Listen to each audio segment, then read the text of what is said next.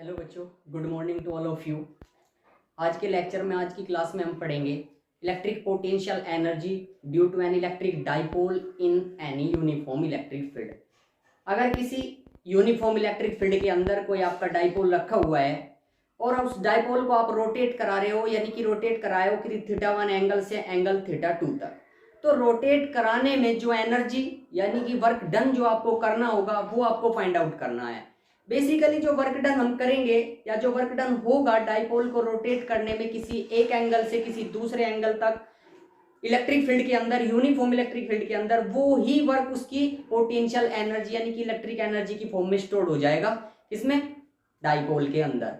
तो यानी कि पहले भी हमने इस बात पे डिस्कस किया है कि इलेक्ट्रिक पोटेंशियल एनर्जी जो थी हमारी वो क्या होती है, या इलेक्ट्रिक एनर्जी क्या होती है, जो वर्क होगा। एनर्जी बेसिकली किससे जुड़ा हुआ है? वर्क से जुड़ा हुआ है। वर्क के रेसी कंपैरिजन में क्या होता है, जो आपका वर्क डन होता है वही किसी भी पार्टिकल की या बॉडी की एनर्जी होती है। या फिर आप ये कह सकते हैं कि अगर आपके पास जितनी एनर्जी है आप उतना ही क्या कर सकते हो, वर्क कर सकते हो। यानी आपको बताया जाता है कि अगर कोई 20 जूल वर्क कर रहा है तो इसका मीनिंग ये है कि उसने अपनी 20 जूल एनर्जी को इन्वेस्ट किया है, खर्च किया है। वही आपकी क्या कहलाती है? एनर्जी कहलाती है। तो बेसिकली जैसा कि हमारे यहाँ पर डायग्राम में हमने क्या लिया है, एक यूनिफॉर्म इलेक्ट्रिक फील्ड लिया है। यूनिफॉर्म इलेक्ट्रिक फील्ड को कैसे डिफाइन किया जाता है बच्चों? कुछ पैरेलल लाइंस बना ली जाती है जिनके बीच की लगभग डिस्टेंस को बराबर रखा जाता है। इनके जो बीच की डिस्टेंस होती है, ये डिस्टेंस इनको लगभग बराबर रखा जाता है। थोड़ा बहुत हो सकता है, लेकिन ग्राफिकली जब आप डिजाइन करेंगे या बनाएंगे तो क्या होगा, ये सभी लाइंस एक दूसरे से लगभग बराबर दूरियों पर होगी और एक दूसरे के पैरेलल होगी, समांतर होगी। तो इलेक्ट्रिक फील्ड की ये डायरेक्शन है, इसे हम यूनिफॉर्म इलेक्ट्रिक फील्ड बोलते हैं। हमने क्या किया हुआ है बच्चों, इलेक्ट्रिक फील्ड के अंदर एक डाइपोल को रखा हुआ है जो किसी एंगल थीटा पर था। स्टार्टिंग में हमने क्या किया, θ1 से उस एंगल को थीटा से कहां तक, θ2 तक आपने क्या किया, डाइपोल को रोटेट करा दिया है। θ1 एंगल से θ2 एंगल तक आपने उसे रोटेट करा दिया है। तो इसका मीनिंग क्या हुआ कि आपने जब इसे रोटेट किया है, रोटेट कराने के लिए आपने एक फोर्स अप्लाई किया होगा, जिस फोर्स को हम क्या कहेंगे यहाँ पर, टॉर्क के नाम से जानेंगे। क्योंकि अगर कोई फोर्स किसी बॉडी को रोटेशनल मोशन दे रहा है तो वो फोर्स क्या कहलाता है, आपका टॉर्क कहलाता है। बेसिकली टॉर्क भी एक फोर्स ही होता है। बॉडी अगर आपकी ट्रांसलेटरी मोशन में है यानी कि लीनियर मोशन में है तो आपने उस पर एक जनरली एक फोर्स लगाया है, स्ट्रेट फोर्स लगाया, तो वो आपका फोर्स है। लेकिन जैसे ही कोई बॉडी आपकी रोटेट कर रही है, जैसे ये मार्कर है, अगर हम इसको रोटेट कराना चाहते हैं तो हम इसको ऐसे रोटेट कराएंगे। यानी कि आपने इस पे क्या किया है, टॉर्क लगाया हुआ है, इधर फोर्स लगा, इधर फोर्स लगाया, तो बॉडी क्या करने लगी, रोटेट करने लगी। उसे क्या कहती है, हम टॉर्क कहते हैं। तो बच्चों जनरली अगर हमें आपकी पोटेंशियल एनर्जी यहाँ पर निकालनी है डाइपोल की इलेक्ट्रिक फील्ड के अंदर, तो हमें वर्क निकालना होगा कि किसी एक एंगल से या किसी एक स्टेट से किसी दूसरी स्टेट तक घुमाने में जो वर्क डन हुआ है डाइपोल को, वो फाइंड आउट करना है। और वर्क डन का जो सिंपल फॉर्मूला होता है वो हमारे पास होता है, work is equal to force into displacement. Force into displacement होता है जो जनरल फॉर्मूला है हमारे पास। हम यहाँ पर क्या करेंगे, जो हमारा फोर्स है वो हम सिंपल फोर्स नहीं लेंगे, टॉर्क लेंगे। इसका मीनिंग हमें सबसे पहले क्या पता होना चाहिए, टॉर्क पता होना चाहिए। टॉर्क कितना लगेगा इलेक्ट्रिक डाइपोल पे, हमने कभी पहले भी फाइंड आउट किया है, लेकिन फिर से दोबारा कर लेंगे, कभी इतना पीछे का याद नहीं रहा होगा। तो क्या हुआ बच्चों, डिस्प्लेसमेंट। डिस्प्लेसमेंट भी हमारा यहाँ किस फॉर्म में हो रहा है, एंगुलर फॉर्म में हो रहा है, थीटा की फॉर्म में हो रहा है। हम चीजों को क्या कर रहे हैं, रोटेट करा रहे हैं। तो 1 डिग्री से 10 डिग्री तक आप लेके गए हैं, तो 9 डिग्री का 10 - 1 9 डिग्री का आपने क्या किया, उसमें एंगुलर डिस्प्लेसमेंट किया है। इसका मीनिंग ये हुआ कि अगर आपको वर्क डन निकालना है तो आपको सबसे पहले टॉर्क की जरूरत होगी, और जो आपका डिस्प्लेसमेंट हुआ है डी थीटा ले लेंगे हम। θ1 से θ2 तक आप गए हो, तो θ2 - θ1 is equal to d theta. D theta कोई स्मॉल इंटरवल है जो इनके बीच के एंगल को डिफाइन करता है कि आपने किसी डाइपोल को कितना रोटेट किया है, कितना रोटेट कराया है। तो बच्चों क्या होगा, सबसे पहले हमें टॉर्क निकालना होगा। और जो टॉर्क निकालने का तरीका होता है, टॉर्क इज इक्वल टू क्या होता है आपके पास, फोर्स इनटू परपेंडिकुलर डिस्टेंस होती है। आइदर फोर्स मतलब कोई भी एक फोर्स, क्योंकि यहाँ पर 2 फोर्स लगे होंगे, एक -q के कारण फोर्स लगा होगा -QE electric force, plus q के कारण फोर्स लगा होगा +QE। अगर आपसे कभी भी ये पूछा जाता है कि अगर एक डाइपोल इलेक्ट्रिक फील्ड के अंदर रखा हुआ है तो उस पर नेट फोर्स बताइए कितना होता है। जनरली जो कॉम्पिटिटिव एग्जाम्स होते हैं उनमें क्वेश्चन पुटअप किए जाते हैं कि आपका एक डाइपोल है, एक electric field, uniform electric field में रखा हुआ है, तो आपको उस पर नेट फोर्स बताना है कितना है। बेसिकली अगर वो ये क्वेश्चन पूछता है कि नेट फोर्स कितना है, तो नेट फोर्स कितना होगा, 0 होगा। क्योंकि प्लस क्यू के कारण plus Q E electrostatic force आपको मिलेगा जहां इलेक्ट्रिक फील्ड की इंटेंसिटी ई है, और माइनस क्यू के कारण माइनस क्यू ई मिलेगा। जैसे ही आप उसका सम लेंगे, टोटल नेट निकालने की कोशिश करेंगे, टोटल चार्ज या टोटल फोर्स, तो वो जीरो आ जाएगा। बट जैसे ही आप डाइपोल मूवमेंट लेते हो, डाइपोल मूवमेंट हम किसी एक फोर्स की वजह से लेंगे और किसी एक फोर्स की वजह से किसी दूसरे फोर्स पर देखेंगे कि कितना डाइपोल मूवमेंट हमने उस पर लगाया है, तब जाने के बाद हमें ये फोर्स मिलेगा एफ, और तब हमारे पास होगी एक परपेंडिकुलर डिस्टेंस जो हमारे पास यहाँ पर दिख रही है। हमारे पास यहाँ पर दो डिस्टेंस है डाइपोल की, अगर आपने उसे किसी एंगल पर रखा हुआ है, ऐसे रखा हुआ है अपने किसी एंगल पर, तो उसके दो कंपोनेंट होते हैं बच्चे। अगर आपके पास कोई वेक्टर है तो उस वेक्टर को आप दो कंपोनेंट में ब्रेक कर सकते हैं। एक आपका हॉरिजॉन्टल कंपोनेंट होगा और दूसरा आपका वर्टिकल कंपोनेंट यानी कि परपेंडिकुलर कंपोनेंट होगा। यहाँ पर हमें क्या है, परपेंडिकुलर डिस्टेंस हमें लेनी है टॉर्क निकालने के लिए, तो टो is equal to force, force is equal to क्या है हमारे पास, यहाँ कोई सा भी एक आइदर फोर्स ले सकते हैं आप, या तो आप माइनस क्यू के कारण ले लो या प्लस क्यू के कारण ले लो। यहाँ पर हमें फोर्स का मैग्नीट्यूड लेना है, इसलिए हमारे लिए साइन मैटर नहीं करता है कि आपने माइनस क्यू लिया है या प्लस क्यू लिया है, क्योंकि दोनों का जैसे आप मैग्नीट्यूड निकालेंगे तो हमें सेम मैग्नीट्यूड मिलता है।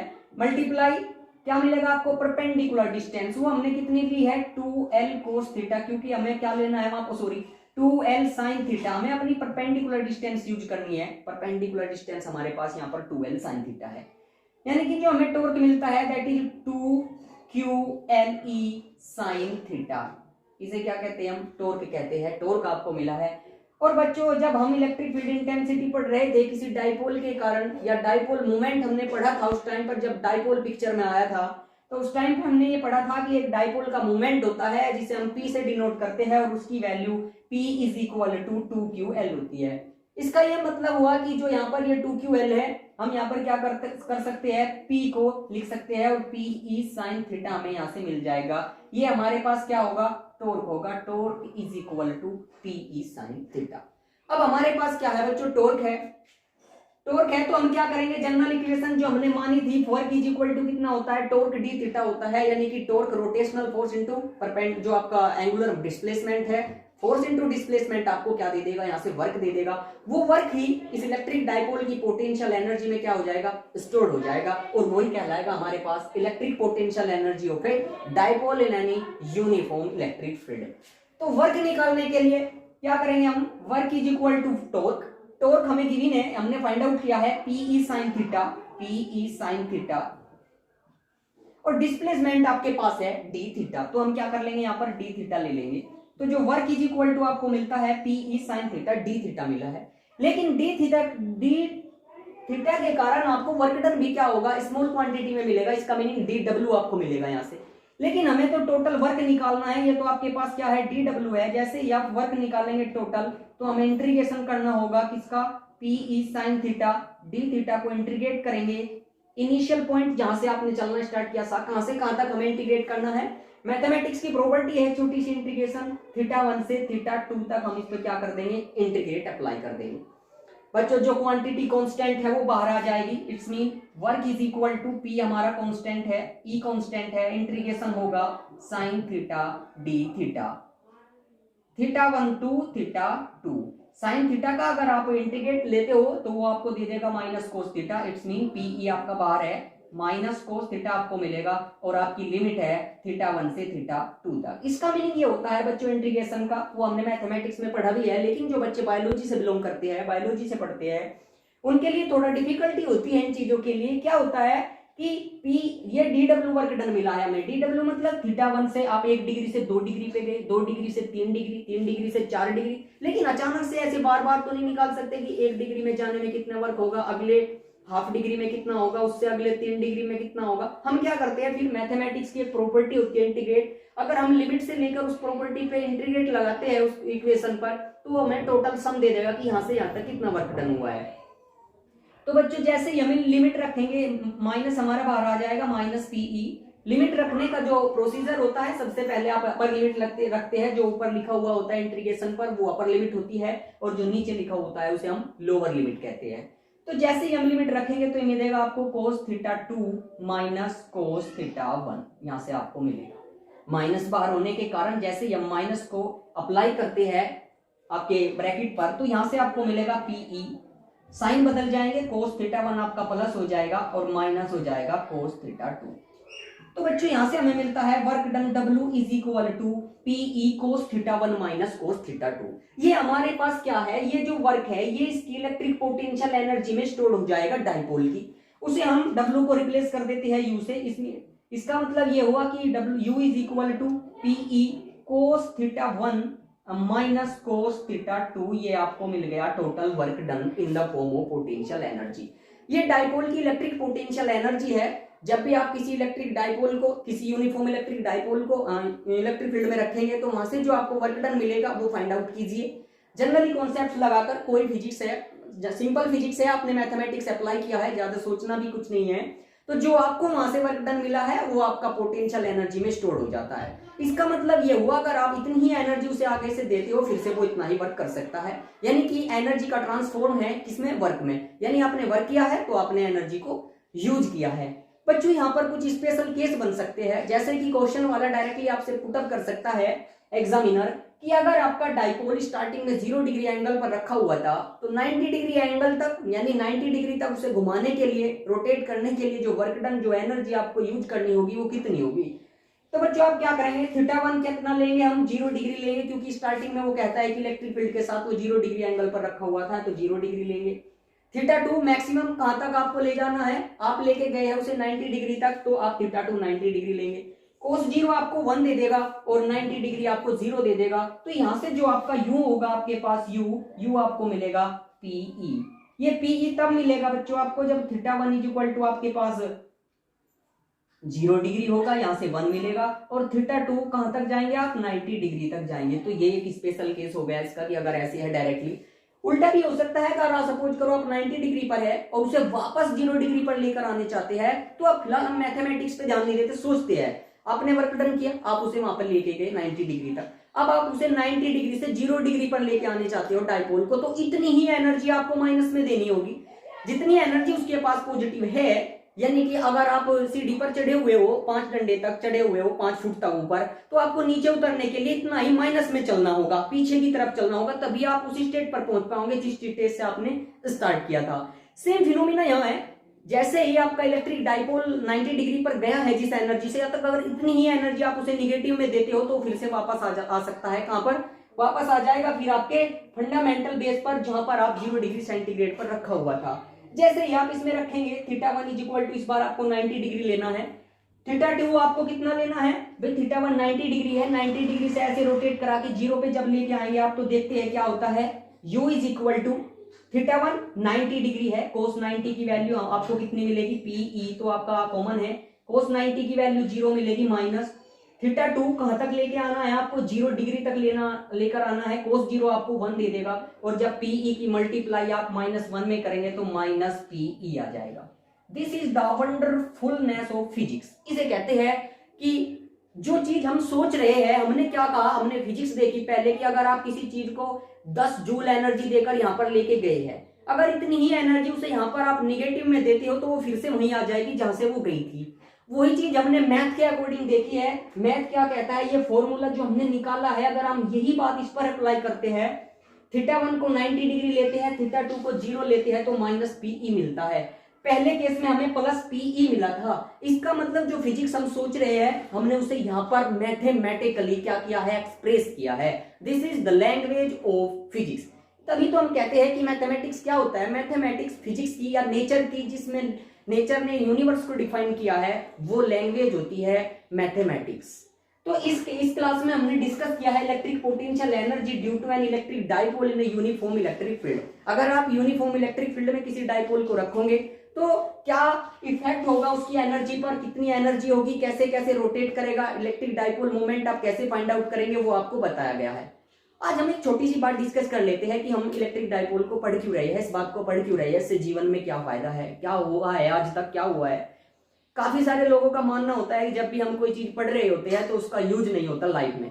बेसिकली जैसे ही हम कोई एक लाइन भी पढ़ते हैं तो उसका बहुत बेनिफिट होता है हमारी लाइफ में। दरअसल हम डेली लाइफ में मोबाइल्स, फैंस, इन्वर्टर्स, लाइट्स, हर ही चीज का यूज करते हैं, बाइक्स, जो भी हमारे पास संसाधन है सभी का यूज करते हैं। ये ऐसे नहीं आई है, यहीं से निकल के आई है, चीजें हमने डिस्कवर की है, जो हमारे एंसेस्टर्स हुए हैं उन्होंने चीजों को खोजा है, उन्हें इम्प्लीमेंट किया है, तब जाकर वो चीजें पिक्चर में आई है, संसाधन बने हैं। बेसिकली बच्चों हम डाइपोल के बारे में इसलिए पढ़ते हैं कि अगर हम एक ऐसी डिवाइस के बारे में अध्ययन कर लेते हैं जिस पर एक तरफ पॉजिटिव चार्ज है, एक तरफ निगेटिव चार्ज है, किसी एक सेपरेटेड डिस्टेंस पर वो रखा हुआ है, उसकी अगर प्रॉपर्टीज को हम पढ़ लेते हैं कि वो कैसे बिहेव करता है, तो फिर हम किसी धातु, ज्यादातर क्या होता है इंसुलेटर्स, जो हमारे इंसुलेटर्स होते हैं, जैसे हम उन्हें इलेक्ट्रिक फील्ड में रखते हैं तो उन पर क्या होता है, इंसुलेटर्स में फ्री इलेक्ट्रॉन्स नहीं होते, लेकिन जैसे ही आप उसे इलेक्ट्रिक फील्ड में रखेंगे उसके एक साइड पर आपका पॉजिटिव चार्ज और दूसरे साइड पर इलेक्ट्रॉन आपका निकलने शुरू हो जाएंगे, और दूसरे चार्ज पर जहां से इलेक्ट्रॉन जाएगा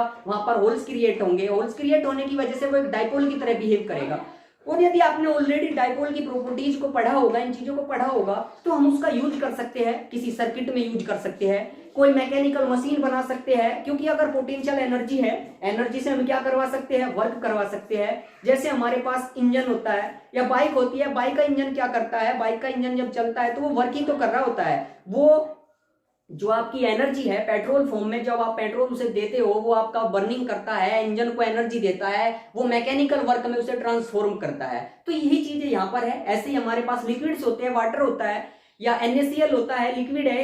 जैसे ही आप NaCl में इलेक्ट्रिक फील्ड को देते हो उसमें एक पॉजिटिव आयंस एक साइड पे, निगेटिव साइंस एक साइड पर आ जाते हैं। जब ये आयंस होते हैं अलग अलग साइड पर तो एक इलेक्ट्रिक डाइपोल की तरह बिहेव करेंगे। और यदि आपको इलेक्ट्रिक डाइपोल को यूज करना आता है, उसकी एनर्जी को कैसे हमें मेंशन करना है, कितनी एनर्जी देगा, तो उन चीजों को हम लाइफ में यूज कर सकते हैं, वर्क डन कर सकते हैं। इसीलिए हम क्या करते हैं, काफी सारी बड़ी बड़ी मशीनरीज जितनी भी होती है उनसे हम बड़ी इजिली वे वर्क कर लेते हैं, जो हम जनरली कोई भी ह्यूमन बीइंग नहीं कर पाता अकेले।